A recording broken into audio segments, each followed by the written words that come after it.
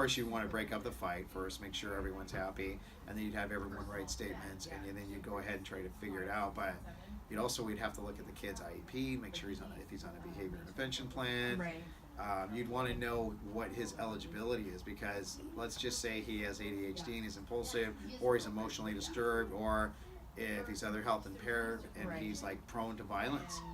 Maybe that child started it, but it didn't look like that. But regardless, because that other group, now it's a whole different situation. Okay. So now you have laws being violated, like serious laws. Yeah. Okay.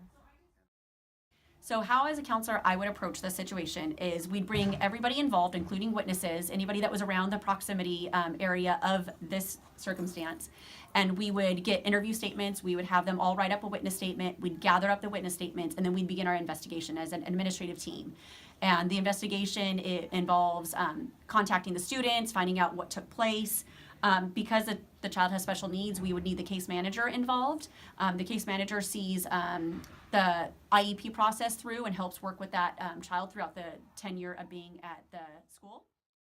Obviously, I would separate them in any fight, separate the combatants first of all. If I knew what was going on, obviously then had to get administration involved. Those who were bullying them would be identified, through administrators, making sure the young man who was being bullied was then, taken care of. Again, notifying authorities. If I saw this happening outside in the quad or in a classroom, of course, I'm trained to go and to kind of break this up if I can. And so because I'm trained, it's easier for me to do because I'm a mandated reporter. I can do these things. But for peers and students that see this happening, what they should do is to try to find a teacher or somebody that's trained.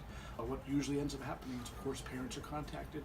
But what we normally do also is move students from classes. Because this student was being bullied by this person in math class, we would actually move the students around and change classes because of this, because we want to keep them apart from each other. Another thing that we do is no contact contract. We have that signed and then they have no contact with each other. But more often than not, that doesn't work because then Thursday night they're at Boba or they're at Snowy Village getting something and they're like, hey, I see you there. And so we realize that we live in this world together. And so what we try to do is have a mediation. You bring both students in and we just try to hash it out, talk about it, and communicate. The most important thing to do is, I think, communicate.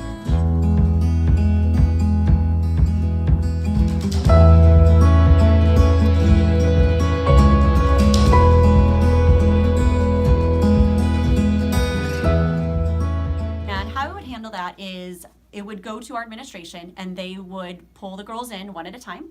They would do witness statements based on what they knew about the situation and what screenshots there were via text message. We would have the students send those text messages via email to administration so that way they can find out exactly what the texts and or screenshots and or pictures involved. And depending on if it violated ed code or if it violated a law, we would contact our school resource officer to help get involved and help be another resource in order to talk to students.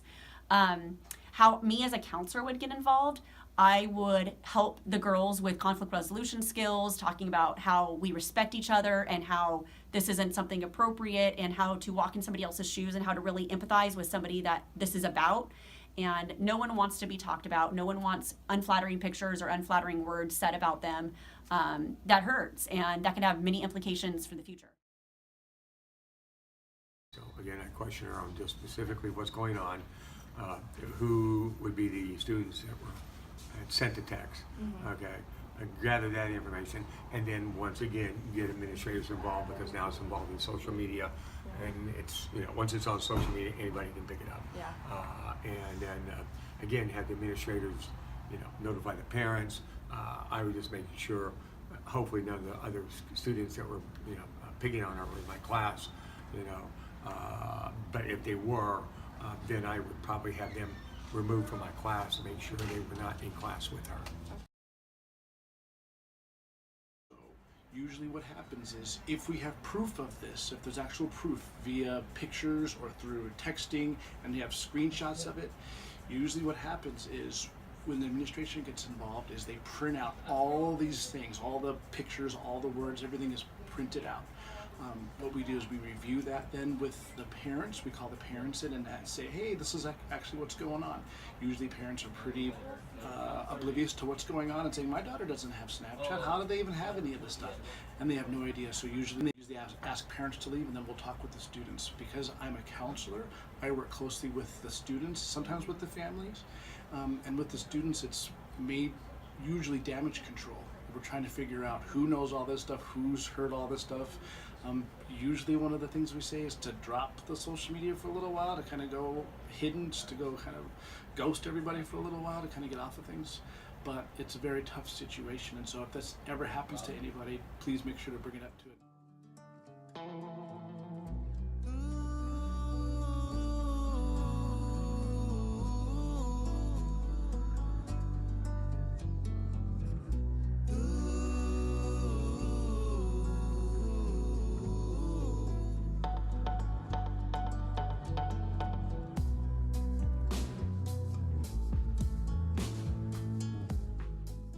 So for this situation, admin would handle the investigation and the witness statements.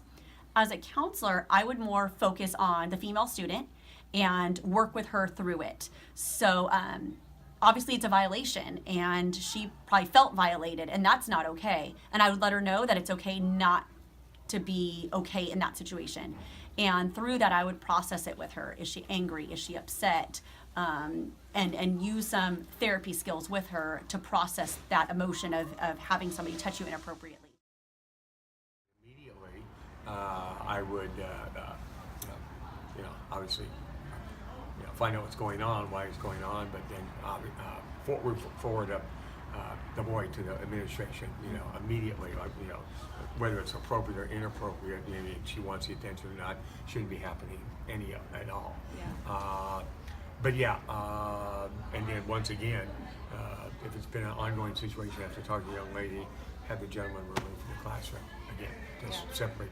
It's bullying, but it's still unwanted physical contact. And so when that does happen, it's I try to communicate with the student that came up to talk to me about it. Did you let that person know you didn't like it? Did you let that person know that, hey, this isn't comfortable, I don't like this? First things first is you have to be comfortable with yourself and comfortable with telling other people that, hey, I don't like this, or I don't like being around you, or whatever it is. And yes, that can be hard to say, is, hey, I don't like you, I don't want to hang around you. But you can just say something like, thank you, but I'd rather us be more friends, or whatever that is. And that's something that we're trying to learn all through adult life, how to interact with others. But what I would tell her is that she needs to be able to talk to that boy or that person about it. If she feels uncomfortable alone, we can bring that student up and we can do a mediation.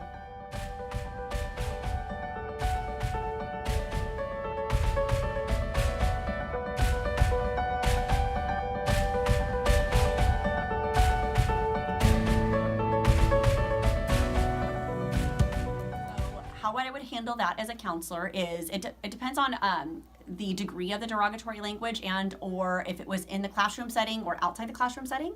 So in the classroom setting, we would probably talk to the teacher and talk to the other students, find out what prompted this student to make a derogatory statement to another student, kind of did some research on why it took place.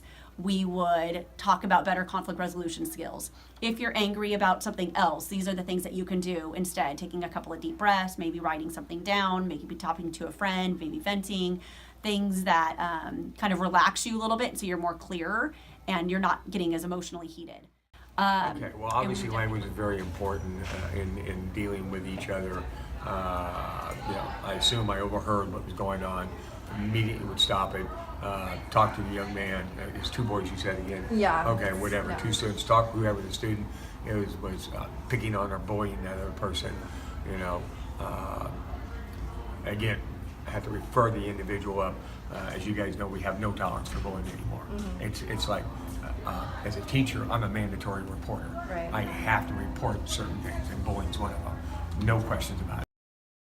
Often the case is it's nothing to do with that other person just being mean just because they're lacking something, they're lacking self-esteem, and so what they're trying to do is take it out on somebody else. And so other peers see this and they're like, hey, that person's cool because he called somebody else a name, so that person is cool. Unfortunately, it's growing up, and it's called maturity, and so a lot of students are still growing up and trying to realize how to communicate with others. But calling somebody something bad is of course horrible and that should never happen, but it happens every day in our life, and so that student should come talk to administration, come talk to their family, talk to friends about that and how it makes them feel.